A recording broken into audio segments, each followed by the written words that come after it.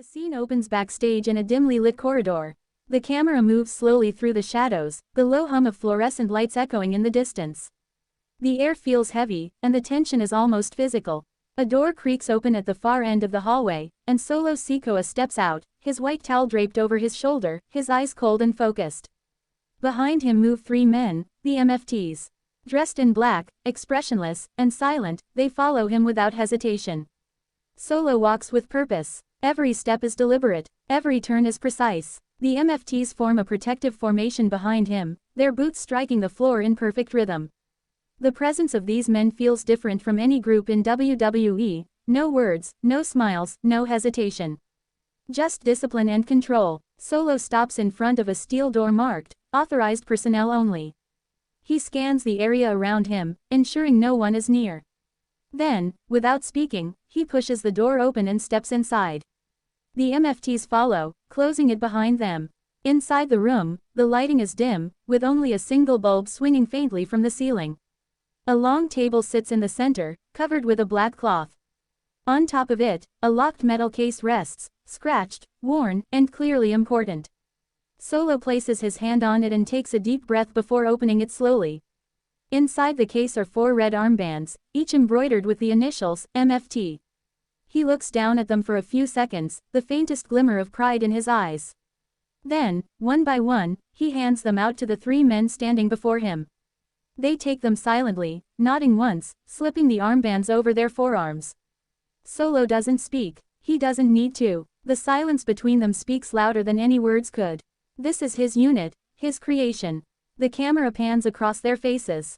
Each MFT member represents something different: loyalty, silence, precision.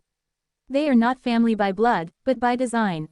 Every movement, every command, every reaction has been trained and perfected.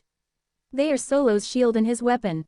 Solo moves to the far side of the room where a large whiteboard is covered with notes, pictures, and maps of the SmackDown arena. The board outlines plans, locker room positions, match schedules, potential targets. It's clear that every step of the MFT's rise has been planned for months. He picks up a marker and draws a single line through the word, bloodline. Below it, he writes 2 words in capital letters, New Order. The sound of muffled voices can be heard from outside the door.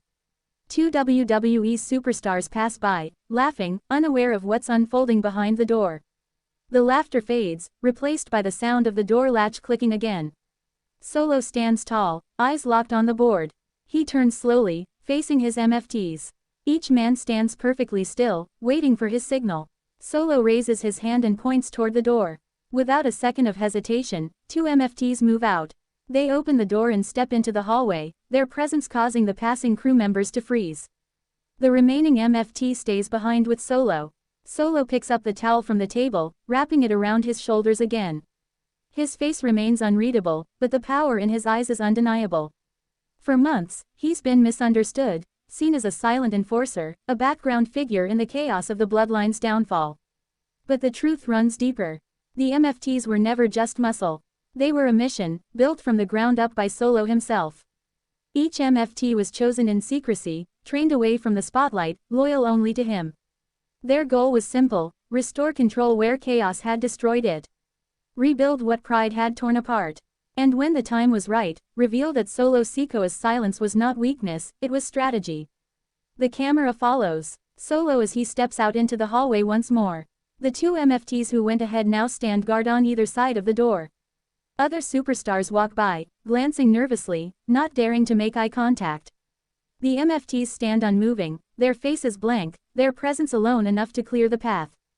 Solo begins walking again, this time toward the gorilla position near the entrance to the arena.